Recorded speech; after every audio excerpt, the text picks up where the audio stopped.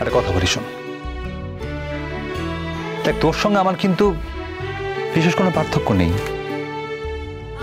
তুই জীবনে সব জায়গায় হেরে বসে আছিস, আমিও জীবনে সব জায়গায় একেবারে হেরে বসে আছি।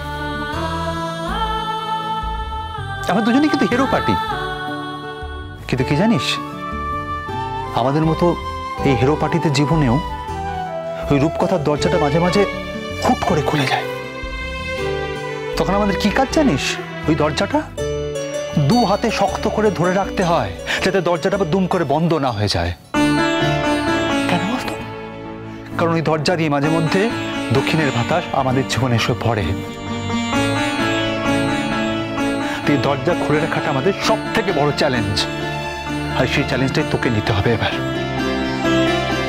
তোকে পারতে হবে, গান গাইতে হবে তোকে ফুলঝুরি। শোন ফুলঝুরি, তুই লালনের সঙ্গে এক মঞ্চে গান গাইবি, লোকে তোর গান শুনে হাততালি দেবে, প্রশংসা করবি, তুই বাহবা করবি। ওই গানই হবে তোর অপমানের একমাত্র উত্তর। তাই তোকে পারতে হবে, পারতেই হবে ফুলঝুরি।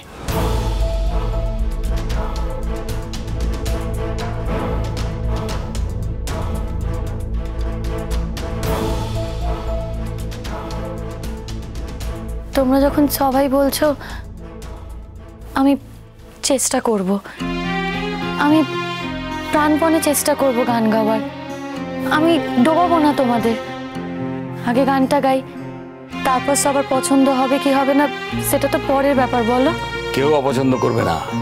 দরদ দিয়ে গান গাইলে সেটা মানুষের কাছে পৌঁছতে বাধ্য। নিশ্চয়ই, আমরাও গানের কিছু কিছু বুঝি রে। হ্যাঁ শোন, আমি তোর ফাংশনে যাব। তুমি যাবে? এই তোর গা ছুঁয়ে বলছি, সত্যি সত্যি সত্যি যাব। গা ছুঁয়ে বললে কিন্তু দিদা, যাবে তো তুমি?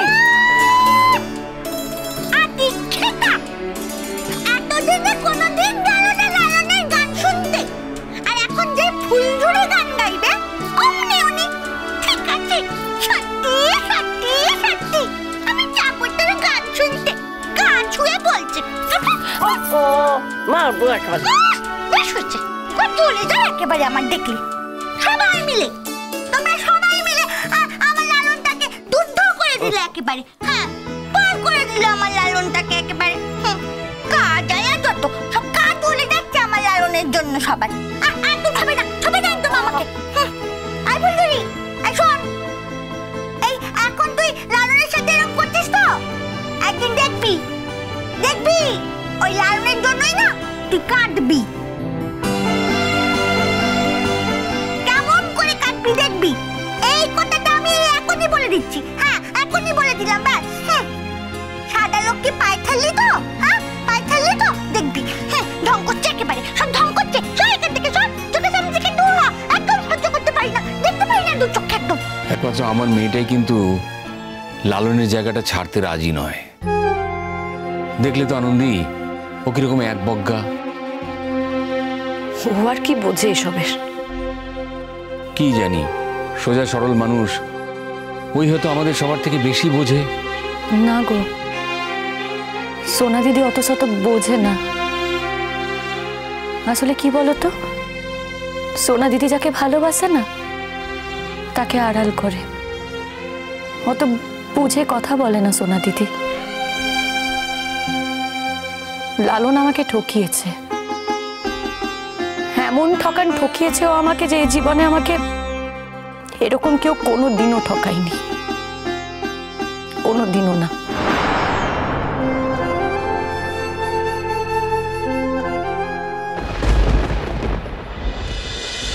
এবার দাঁড়িয়ে রইলি কেন? বস বস বস। না, তোরা আসলে ব্যস্ত মানুষ, তাই একটু সংকোচ হচ্ছে আর কি। তবে চিন্তা নেই, আমি বেশি সময় নষ্ট করবো না তোর। কেন আওয়াজ দিচ্ছিস ভাই? আমাদের সবার থেকে তো বেশি ব্যস্ত তুই। এবার তুই কিন্তু আমায় আওয়াজ দিচ্ছিস।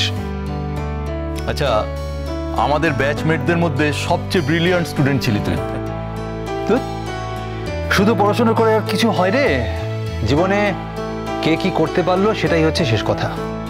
সে তো দেখ, তুই কিছু করতে চাসনি তাই হয়তো কিছু করতে পারছিস না। তুই যদি কিছু করতে চাইতিস তাহলে তোর থেকে ভালো কি কেউ কিছু করতে পারতো? যাক বাদ দে, কেমন আছিস বল? এই চলে যাচ্ছে। শোন না, আমি কিন্তু তোর কাছে আজ একটা বিশেষ প্রয়োজনে এসেছি। ঠিক আছে, প্রয়োজনে এসেছিস, প্রয়োজনে কথা শুনবো। এতদিন পর দেখা হলো, একটু পুরনো কথা বলে নি। আবার পুরনো কথা কেন? আমি পুরনো কথা কিছু মনে রাখতে চাই না। পরমার সঙ্গে যোগাযোগ হয়েছে? না। আচ্ছা, তোর ব্যাপারটা কি বলতো? দেখ, আমাদের ব্যাচমেটদের একটা গ্রুপ আছে, আমরা সেখানে গল্প করি, চ্যাট করি, অকেশনালি ফিস্ট করতে যাই। তুই তো কোনো কিছুতেই থাকিস না, কেন রে? এই একটা মাত্র কারণেই থাকি না। আমি জানি আমি থাকলেই তোরা পরমার কথা তুলবি। তো পরমার কথা তোলার মধ্যে অন্যায়টা কি আছে? তোর সঙ্গে যোগাযোগ হয়েছে কিনা এটাই জানতে চায়। একটা মেয়ে আমাদের মাঝখান থেকে হঠাৎ করে নিরুদ্দেশ হয়ে গিয়েছিল। শোন সুপ্রকাশ, একটা কথা বলি তোকে। যে মেয়েটা আমার কাছ থেকে হারিয়ে যেতে চেয়েছে, সে তো আমাকে হারাতেই চেয়েছে। এটাই তার ইচ্ছে। আমি কি করে তার ইচ্ছে বাধা দিই বল? তাই প্লিজ এই প্রসঙ্গটা থাক। আমি আজ সম্পূর্ণ একটা অন্য বিষয়ে কথা বলতে এসেছি। সরি ভাই, আমি জানি এই জায়গাটায় তোর একটা দগদগে ঘা আছে, আর পরমাও ভাবে যে ও চলে গেছে বলেই তুই সবকিছু ছেড়ে দিয়েছিস। বলছি তোমার ফাংশনে তুমি যে গানগুলো গাইবে সেইগুলো একটু প্র্যাকটিস করো, বুঝলে? আমি পরপর শুনবো। ঠিক আছে। দিদা, গান শুনবে তো? আজ হঠাৎ বাড়িতে গানের আসর বসছে, কি ব্যাপার? বারে, ওর তো সামনেই ফাংশন আছে একটা বড়, তা ওকে এখন প্র্যাকটিস করতে হবে নিজের গানগুলো। আর তোমাকে তো বলেছি ও আর এবারই ড্রাইভার নয়, সেটা তো তোমাকেও মনে রাখতে হবে ঠাম্মা। হ্যাঁ, মনে রাখার চেষ্টা করছি। তা তোদের নিজেদের ঘরে গিয়ে গান প্র্যাকটিস কর না। আমার ঘরে আর অত জায়গা কোথায় ঠাম্মা? আর তাছাড়া তুমি আছো, সবাই গান শুনবে, ভালোই তো লাগবে। আমরা কি বলেছি যে লালনের গান শুনবো এখন? সে কি গো দিদা, আগে তো তুমি এতবার বলতে আমার গান শুনবে, এখন আমি শোনাতে চাইছি, তুমি শুনবে না? তখন বলেছিলাম, কিন্তু এখন আমার গান শুনতে ভালো লাগছে না।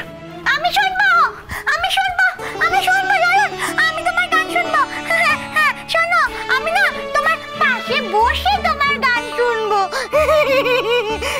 ও বাবা গো, আমার তো তোমার গান খুব ভালো লাগে। ঠিক আছে মিনি দিদি, আমি এক্ষুনি গান শোনাবো তোমাকে। বড় মামি,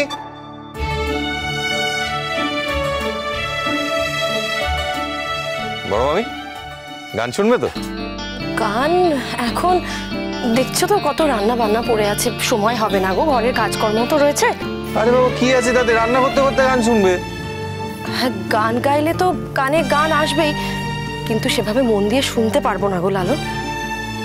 যা, এ তো কেউই গান শুনবে না বলছে। ছাড়ো ওদের কথা, আমি গান শুনবো তো, তোমার কি অসুবিধা? এসো, কি গান গাইবে সেটা ভেবে না। ওই তো জেঠু আছে তো, জেঠু বলছি লালন গান শোনাবে, তুমি শুনবে তো? গান গাইলে তো শুনতেই হবে, কিন্তু ওই আলাদা করে গান শোনা মতো মন বা ইচ্ছে আমার কোনোটাই নেই। তাছাড়া আমাকে একটু বেরোতেও হবে, বুঝলি? একটুখানি গান শুনবে, হ্যাঁ, একটা দুটো গান শুনে তারপর যাবে। এই এসো লালন, তুমি এসো ওখানে। কিছু খাবে? ও ফুলঝুরি, ফুলঝুরি রে, কোথায় আছিস? সাড়া দিচ্ছিস না কেন? ফুলঝুরি, বলো। শোন, কি হয়েছে বলো? ডাকছি শুনতে পাচ্ছিস না? শুনতে পেলাম বলেই তো এলাম চড়ি দিদি। ঠ্যাটার মতো কথা বলিস কেন সব সময়? প্রথমে সাড়া দিসনি কেন? কাজের কথাটা বলি। বল বল, আমার পক্ষে যতদূর করা সম্ভব। ইনফ্যাক্ট তোর জন্য কিছু করতে পারলে আমার ভালোই লাগবে। তুই তো আমাদের কোনোদিনই কোনো সুযোগ দিস না। দেখ সুপ্রকাশ, তোরা তো সবাই জানিস আমি জীবনে কোনোদিন নিজের জন্য কারো কাছে হাত পাতিনি, কোনোদিন কারো কাছে নয়। তোর আমার বন্ধুরা, তোরা সবাই আজকে জীবনে ওয়েল প্লেসড, কিন্তু যখনই আমার তোদের সঙ্গে দেখা হয়েছে আমি সবসময় তোদের কথা শুনেছি। কখনো আমি আমার নিজের কথা তোদেরকে শোনাইনি, কোনোদিন না।